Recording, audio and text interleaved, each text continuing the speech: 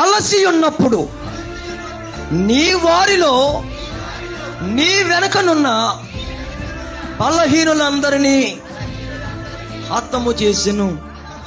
ఇంకో మాట చెప్పు, ఇంకోసారి చెప్తున్నాను. వెనకనున్న బలహీనులందరినీ హతము చేసెను. మీకు అర్థమైందండి?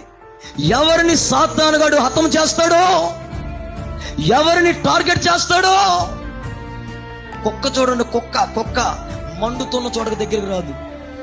దెయ్యానైనా ఒక మాట చెప్పండి, ఏయ్ నిన్ను కాల్ చేస్తా నిన్ను అన్నాను అంటే కొంచెం దానికి నిప్పు అంటే భయం.